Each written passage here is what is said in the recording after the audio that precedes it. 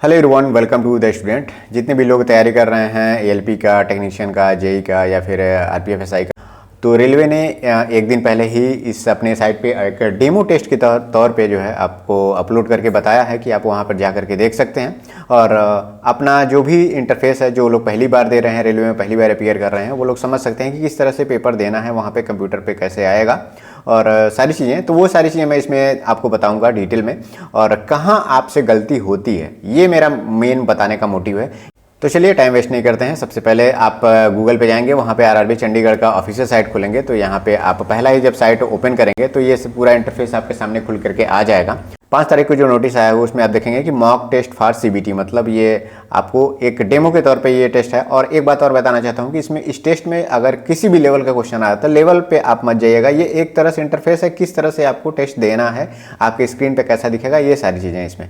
तो पहला ऑप्शन यहाँ पे क्लिक करेंगे। दूसरा ऑप्शन यहाँ पे है आरपीएफ एसआई वाले लोगों के लिए है, तो उस पर भी क्लिक कर सकते हैं। या फिर पहला वाला ऑप्शन यहाँ पे है CEN 1 2024 एएलपी की तरह जो मॉक टेस्ट है वो ओपन करिएगा। तो यहाँ पे जैसे क्लिक करेंगे तो ये इंटरफेस आपके सामने खुल के आ जाएगा।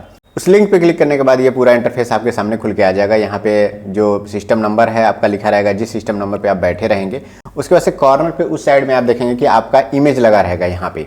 अगर आपका वो फोटो मैच नहीं करता है तो आप अपने इन्विजिलेटर से बताइएगा कि मेरा वो फोटोग्राफ नहीं है, किसी और का फोटोग्राफ है, तो आपको वहाँ पे मतलब प्रॉब्लम सॉल्व की जाएगी। फिर उसके बाद से ये लॉगिन वाला पेज रहेगा।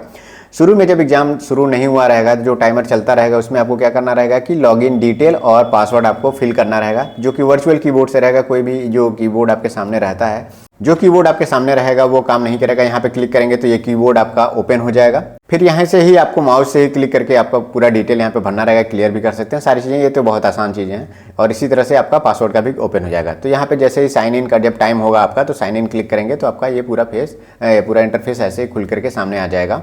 तो देखिए ये पूरा ओपन ऐसे हो जाएगा पूरा पेपर। अब यहाँ पे कहीं भी आप इसको मिनिमाइज नहीं कर सकते। देखिए कहीं भी मिनिमाइज करने का ऑप्शन कहीं भी ऊपर से नीचे से नहीं है। अभी क्या है कि ये डेमो के तौर पे है, तो यहाँ पे आप इसको कैंसिल करने के लिए क्रॉस दबाएंगे तो पूरा कैंसिल हो जाएगा। ठीक, तो अब यहाँ पे देखिए लैंग्वेज जो यहाँ पे हमें लगता है कि ये बंगाली लैंग्वेज में लिखा हुआ है, तो यहाँ पे आप व्यू इन करेंगे तो ये आसाम के लैंग्वेज में है। तो इसको आप क्या करिएगा, हिंदी इंग्लिश जो भी आपको लैंग्वेज में प्रेफर हो, जिससे जल्दी आप पढ़ सकें, आसानी से समझ सकें, तो उसको आप ओपन कर सकते हैं। अगर आपको लैंग्वेज मान लीजिए जैसे आपने हिंदी ओपन किया और हिंदी में आपको कोई चीज़ नहीं समझ में आ रही है, तो टाइम रहता है पूरा इंस्ट्रक्शन पढ़ने का, तो आपको उस लाइन को तुरंत वहाँ से इंग्लिश भी कर लेंगे तो इंग्लिश में हो जाएगा। तो आप इंग्लिश में भी, हिंदी और इंग्लिश दोनों में पढ़ सकते हैं। चलिए हिंदी में यहाँ बता देता हूँ। पहले लाइन में लिखा है कि यहाँ पे कुल 60 मिनट का पेपर है, 75 क्वेश्चन रहेंगे, वस्तुनिष्ठ प्रश्न मतलब ऑब्जेक्टिव टाइप के क्वेश्चन रहेंगे, नेगेटिव मार्किंग रहेगी 1/3 की, ये सबको पता है। यहाँ पे एक चीज़ 5वां नंबर का यहाँ पे बोल्ड किया गया है लाइन, आप ध्यान दीजिएगा कि लिखा गया कि अपना उत्तर सहेजने के लिए प्रत्येक प्रश्न को उत्तर के बाद सेव एंड नेक्स्ट पर ही क्लिक करना है आपको। जब आपको वो क्वेश्चन आपका सही है, आपने उसको आंसर दे दिया है, तो सेव एंड नेक्स्ट अगर आप नहीं क्लिक करेंगे तो वो सबमिट नहीं होगा। ये ध्यान देना आपको। अभी मैं उसको बताऊंगा कि कैसे, कि यहाँ कैसे गलती होती है आपके, मतलब क्वेश्चन सही भी है, आंसर सही भी है, श्योर होने के बाद भी जो आपने फॉर्म भरते समय जो लैंग्वेज चुना होगा उस लैंग्वेज में पेपर दिखेगा आपको। अंग्रेजी जिनका लैंग्वेज है उनको उस पेपर सिर्फ इंग्लिश में ही दिखेगा। यदि अंग्रेजी भाषा चुनी गई है तो प्रश्न पत्र केवल अंग्रेजी भाषा में ही दिखेगा, ये आप पहले से जान जाइए। अगर इसके अलावा कोई भी लैंग्वेज आपने चुना होगा, जैसे मान लीजिए हिंदी चुना हो, बंगाली, असमिया, कोई भी, तो इंग्लिश के साथ साथ हिंदी भी और इस तरह की चीज़ें आपको देखने को मिलेंगी। ठीक है, अगर मान लीजिए कोई पेपर है ऐसा उसमें जो कि इमेज दिया हुआ है, नीचे आएंगे, जो इंपॉर्टेंट पॉइंट है मैं उसको आपको बता रहा हूँ कि देखिए 1 से 75 नंबर के कोई स्क्रीन पे आपको दिखेंगे एक एक करके बारी बारी से। अगर कोई यहाँ पे देखिए डी ऑप्शन सबसे नीचे लिखा है कि प्रश्न में दिए गए चित्र को बड़ा करके देखने के लिए चित्र पर आपको क्लिक करना है इमेज पे, और माउस से स्क्रॉल करके लेफ्ट और राइट आप करके इमेज को देख सकते हैं। क्योंकि बहुत सारे क्वेश्चन होते हैं, जैसे ट्रायंगल बना हुआ है और रीजनिंग के कुछ क्वेश्चन है, कभी अगर आपको इमेज एग्जैक्ट नहीं दिख रहा है तो तुरंत आप ये क्या करिएगा, उसकी स्क्रीन पर क्लिक करके और आप वो इमेज को बड़े फॉर्म में देख सकते हैं। आपको समय बचाना, ये सारी चीज़ें अगर आप जाने रहेंगे तभी आपका समय वहाँ पे बच पाएगा। ये सारी चीज़ें इंस्ट्रक्शन पढ़ने के बाद आप यहाँ पे राइट कॉर्नर पे देखेंगे नेक्स्ट का बटन है, यहाँ पे नेक्स्ट पे क्लिक करेंगे तो नेक्स्ट ऑप्शन पे यहाँ पे आ जाएगा। यहाँ पे जो इंस्ट्रक्शन है आप पढ़ सकते हैं। सारा इंस्ट्रक्शन को पढ़ करके यहाँ पे चूज योर डिफ़ॉल्ट लैंग्वेज, अपना डिफ़ॉल्ट कोई भी लैंग्वेज है जिसमें आप पेपर पूरा देखना चाहते हैं तो उसको आप चूज कर सकते हैं। यहाँ पे लिखा है कि please note all question will appear in your default language, the language can be change by the particular question later on. मतलब आपको अपना लैंग्वेज अगर चेंज करना है तो बाद में चेंज भी हो जाएगा, लेकिन जो लैंग्वेज यहाँ पे चूज करेंगे पूरा पेपर उसी में ही दिखेगा आपको। जैसे मैंने यहाँ पे हिंदी चूज कर लिया, हिंदी जैसे ही चूज करेंगे और यहाँ पे I am ready to begin यहाँ पे शुरू हो जाएगा जैसे टाइमर आपका खत्म होगा। अगर नहीं भी आपका टाइमर शुरू करेंगे तो आपका टाइमर होने के बाद रेडी हो जाता है। ओपन करेंगे, आपका पेपर यहाँ पे जो इंटरफेस है पेपर का एकदम ओपन हो जाएगा। देखिए यहाँ पे पेपर आपका ओपन हो गया, ये एकदम रियल ऐसे ही पेपर होगा। और बहुत सारे लोगों ने टेक्स्ट बुक और या कहीं भी टेस्ट सीरीज देखा होगा, टेक्स्ट बुक का भी इंटरफेस नियर अबाउट ऐसे ही मिलता जुलता रहता है।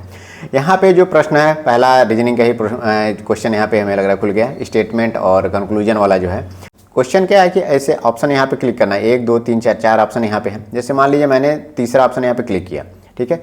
यहाँ पे एक चीज़ और देखिए, जिस क्वेश्चन पे आप रहेंगे वो क्वेश्चन नंबर आपका वहाँ पे रेड रहेगा, रेड फॉर्म में। जैसे मान लीजिए 19 नंबर पे जाएंगे तो 19 नंबर वाला क्वेश्चन रेड रहेगा, तो आपको पता चलेगा कहाँ तक आपने क्वेश्चन किया है।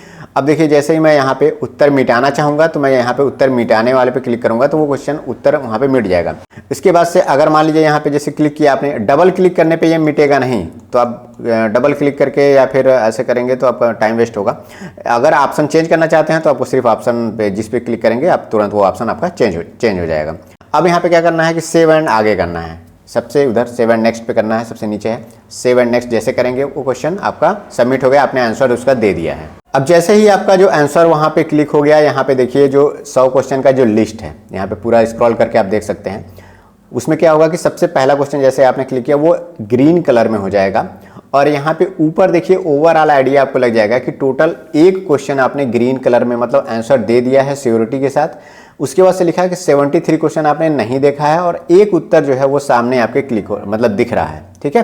तो आप अंदाजा वहाँ से एग्जैक्ट लगा सकते हैं कि कितने आंसर को मैंने यहाँ पे, जैसे यहाँ पे देखिए लिखा हुआ है 73 अभी आपने नहीं देखा है, तो आप समझ जाएंगे कि इतना क्वेश्चन मैंने अभी बिल्कुल देखा ही नहीं है और कितना क्वेश्चन मैंने किया हुआ है। तो एक बार ओवरव्यू आपको वहाँ से मिल जाएगा, ठीक है। दूसरा क्वेश्चन यहाँ पे जैसे ही आप क्लिक करेंगे, जैसे मान लीजिए क्वेश्चन का किलोवाट घंटा किसकी इकाई है और ये मुझे नहीं पता है किसका, और मैंने ऊर्जा जैसे मान लीजिए मार दिया और बाद में लगता है कि यार फिर से मैं सोचूंगा और इसको करेंगे बाद में, और लेकिन आंसर मार देते हैं। हो सकता है मेरा 50-50 पे ऐसे ही है, लेकिन मेरा टाइम बचेगा तो मैं इसको यहाँ पे दोबारा इसको सोचूंगा।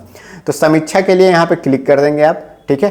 क्या हो गया कि आंसर तो आपने मार्क करके छोड़ा है, देखिए तो नीचे यहाँ पे ऑप्शन पे आ गया कि answer and mark for review. Mark for review है कि मतलब इसको आंसर तो आपने किया है दूसरे क्वेश्चन को, लेकिन आप फिर से जब पेपर देने के बाद आपका टाइम बचता है तो ये बहुत अच्छी चीज़ है। जब आप रिवीजन करते हैं, जब आप मतलब दोबारा पेपर पे आते हैं तो आप ये ब्लू वाले ऑप्शंस को एक बार जरूर देखिएगा और इसको ट्रिक करने के बाद मतलब कोई भी टिक लगाना चाहते हैं तो आप बहुत सावधानी से लगाइएगा। अब देखिए मैं जैसे मान लीजिए कि स्वच्छता भारत मिशन का उद्देश्य क्या है, ये जो क्वेश्चन है जो भी है, तो इसका अगर आप सोच रहे हैं कि इस क्वेश्चन को मैं बाद में सॉल्व करूंगा, जैसे ये मैथमेटिक्स का क्वेश्चन होता और आप सोचते कि यार ये क्वेश्चन थोड़ा सा लेंदी है, मैं इसको बाद में सॉल्व करूंगा, तो आप आंसर मत लगाइए क्योंकि आंसर आपको पता नहीं है।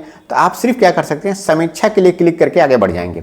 अब ये बहुत इंपॉर्टेंट है, समीक्षा के लिए जैसे क्लिक करके आप आगे बढ़े हैं मतलब इसको उस वाले क्वेश्चन को अभी आपने आंसर तो नहीं दिया था। तो तीसरा नंबर को जो ऑप्शन आप क्वेश्चन देखिए उसके नीचे क्या है कि कोई भी ग्रीन कलर का ये सिंबल नहीं बना हुआ है, मतलब आपको सिर्फ समीक्षा के लिए उसको रखा है आपने, लेकिन आपने उसको आंसर नहीं दिया है। तो जब आप आंसर नहीं दिए रहेंगे तो वो क्वेश्चन जब फाइनल पेपर ऑटोमेटिक सबमिट हो जाएगा तो उसको माना जाएगा कि तीसरा नंबर जो अभी आपने छोड़ा है सिर्फ समीक्षा के पर क्लिक करके आपने छोड़ा है, तो क्या होगा कि वो आंसर चेक नहीं होगा, उसका कोई नेगेटिव मार्किंग नहीं होगा आपको। और ऊपर भी देखिए आपका लिखा हुआ है कि यहाँ पे चिन्हित किया गया है, सिर्फ एक वहाँ पे बन गया और आंसर्ड एंड मार्क रिव्यू में नीचे बना हुआ है। मतलब दोनों चीज़ तो समीक्षा के लिए रखा गया है, लेकिन एक को तो आपने मार्क किया हुआ है, एक आपने मार्क नहीं किया हुआ है। तो जो मार्क नहीं किया है आपने वो फाइनल सबमिशन में वो काउंट नहीं होगा, लेकिन जिसको भी आपने मार्क कर दिया है वो फाइनल सबमिट होने के बाद पेपर वो काउंट किया जाएगा कि आपने उसका आंसर दिया है, भले ही आपने समीक्षा किया हो या ना किया हो बाद में, ठीक है। अब देखिए यहाँ पे मैं बहुत ही इंपॉर्टेंट पॉइंट यहाँ पे बताने वाला हूँ। 42 नंबर का क्वेश्चन मैंने यहाँ पे ओपन किया है, यहाँ पे देखिए रेड कलर में वहाँ पे दिखा रहा है। ये क्वेश्चन है, इसका आंसर आपको पता है, मान लीजिए 17, ठीक है। जब आप पेपर देते हैं और बीच में कहीं होते हैं या फिर जब आप रिवीजन कर रहे होते हैं, हड़बड़ी तभी होती है और ऐसे में ही केस में गलती होने की संभावना आपकी बढ़ जाती है। तो यहाँ पे आपसे क्या गलती होगी मैं आपको बता रहा हूँ। सबसे पहले देखिए यहाँ पे जैसे ही आप ये क्वेश्चन देखेंगे 17 आपको पता है, तो ये आंसर आपने जैसे ही क्लिक किया, ठीक है। लेकिन आप जल्दबाजी में रहते हैं और तुरंत क्या करते हैं, सेव एंड नेक्स्ट नहीं करते हैं और तुरंत जैसे मान लीजिए कि आप क्या कह रहे हैं कि आपने 55 नंबर का क्वेश्चन ओपन कर दिया, ठीक, क्योंकि जल्दबाजी रहती है, आपने एक बार पेपर देख लिया है, अब दोबारा टाइम पे आप पेपर कर रहे हैं तो सारे क्वेश्चन तो आपके मतलब ऐसा तो होगा नहीं कि सारे क्वेश्चन आपने नहीं किए हैं, बीच बीच में ही क्वेश्चन आपने छोड़ा होगा। तो ऐसे केस में क्या होगा कि तुरंत आप 42 नंबर पे क्लिक किए, फिर उसके बाद से तुरंत 55 पे क्लिक कर देते हैं और आप जैसे 55 का आंसर आपने लैक्टिक अम्ल मुख्यतः किसमें पाया जाता है, तो आप जैसे ही नींबू पे क्लिक किया और ये पता है आपको ये कि 100% मेरा सही है और आप तुरंत देख रहे हैं कि मेरा 66 नंबर का क्वेश्चन आप मैंने नहीं किया और तुरंत 66 पे आप चले गए। तो ऐसे में जैसे आपने सेव एंड नेक्स्ट नहीं किया तो वो क्वेश्चन आपका क्लिक नहीं माना जाएगा और वो क्वेश्चन आपका छूट जाएगा, भले ही आपको आ रहा था। तो हमेशा जब भी अगर आपको आंसर क्लिक करना है तो सेव एंड नेक्स्ट पे ही जाना है। जैसे मान लीजिए 55 क्वेश्चन आपने क्लिक किया, देखिए यहाँ पे अनटिक हो गया है, यहाँ पे आंसर नहीं मार्क हुआ है। तो जैसे ही आपने नींबू पे क्लिक किया और आप देख रहे हैं 55 नंबर का क्वेश्चन आपने नहीं किया था, 56 नंबर आपका ग्रीन दिखा रहा है क्योंकि आपने पेपर में किया हुआ है, ठीक है।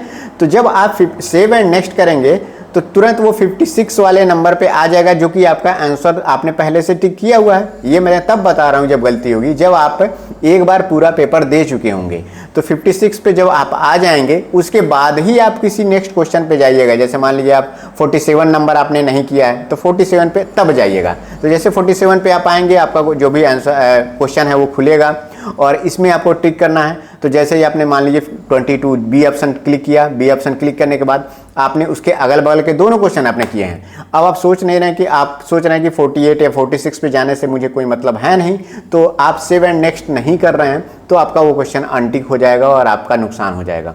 तो आपको ध्यान देना है कि जब भी आप पूरा पेपर करने के बाद बीच में जो छोड़े हुए क्वेश्चन अगर आप कर रहे हैं तो आप तुरंत क्वेश्चन को स्किप करते हैं, मतलब आप 47 पे कभी जाते हैं, कभी 63 पे जाते हैं। तो इस दौरान जब भी आप क्वेश्चन को टिक करिए तो सेव एंड नेक्स्ट पे जरूर आप जाइएगा। सेव एंड नेक्स्ट करने के बाद ही कोई भले ही अगला क्वेश्चन खुल जाएगा, अगला क्वेश्चन खुलने के बाद आप क्या करिएगा कि आप नेक्स्ट क्वेश्चन पे, नेक्स्ट कोई भी क्वेश्चन पे आप क्लिक करिएगा, तभी आपका जो अभी आपने क्वेश्चन सॉल्व किया है वो आपका माना जाएगा और वो क्वेश्चन ग्रीन कलर में होगा। तो ऐसी गलती बिल्कुल मत करिएगा।